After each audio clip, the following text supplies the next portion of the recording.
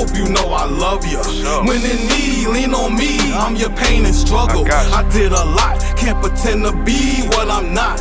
My only mission, repenting while peeking at the clock.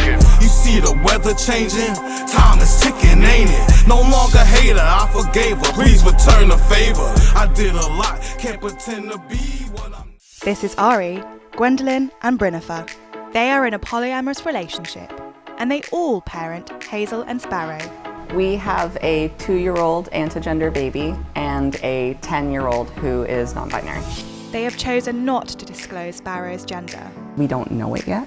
It's something that Sparrow's gonna have to figure out and then tell us. But their parenting approach is controversial. I have literally received death threats. Crazy, crazy lady. I hope karma hits you back and your kids grow up to detest you. These polyamorous parents let their children choose their gender. And for their oldest child, Hazel, that's neither male nor female. Please tell us how and why you decided to come out as non-binary. Because the pronouns she and he did not fit. Non-binary was what I turned to, though I do choose to act and look more feminine. Can I go down now? Of course. And 2.5-year-old Sparrow has yet to make a choice about their gender. Sparrow, do you want a banana? They're anti-gender, but we're using they, them pronouns. Sure, they have anatomy, we understand it, but that's not indicative of their identity. It's something that Sparrow's gonna have to figure out and then tell us before we can tell anyone else. Particularly because it's, something that our parents did and they got it wrong. But giving Sparrow the choice has proved controversial. Online, there's a lot of angry people. I have literally received death threats. The worst is people who threaten my children. Yeah. But I'm the person who's disturbed. What you are doing is absolutely horrifying. I feel for your kids. They should never be put through something like that. What you're thinking is so effed up, it's actually scary. Crazy, crazy lady. I hope karma hits you back and your kids grow up to detest you.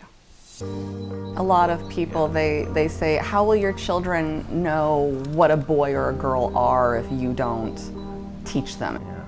Or how will they know how to act? There's a lot of assumption that we're raising them without a gender and we're not giving them any information as to what gender is, when that's just not the case. It's funny because one of the main complaints that people say is children are too young to know their gender. That's why they have to be told what their gender is. And we're like, well, I think we agree on the source information. We agree children don't know yet, but how we respond to that fact is very, very different. Oh, the other one anyway, gosh. The parents educate their children differently from regular public schools. Hazel schools themselves. Hazel is very led in what they do. I basically just try to keep up with them. So typically, how many hours of study a day do the kids do? Honestly, probably not more than 1 or 2 where we're at a table doing what looks like typical academics. The rest of the time, it's a lot more natural, fun learning. Do you have a pencil? We don't force them to homeschool. We did it because at the time that's what they wanted, and we're always going to be following their lead on that. Before COVID-19 lockdown, Hazel and I had started talking about them integrating back into public school. And once lockdown is over, if that's what they want to continue to do, then we will 100% support them. They may be different, but the family's biggest challenges are the ones that all parents face. Now don't jump while you're drinking, you'll knock your teeth out. I would say the biggest challenges that we face are the challenges that any family faces that really often have nothing to do with gender. Just regular raising toddler kind of problems. I think a lot of parents worry about ingraining that kind of gender performance very early, and for us it's a topic that just doesn't come up. Gender is a personal identity. Basically almost everyone on this planet are assigned a gender when we're young. And for most people, that identity assignment works well enough, and they find how to make it their own. For those of us who are transgender, that assignment, it was too radically different from what we felt we needed to express ourselves. And that definitely has influenced my views and opinions about gender.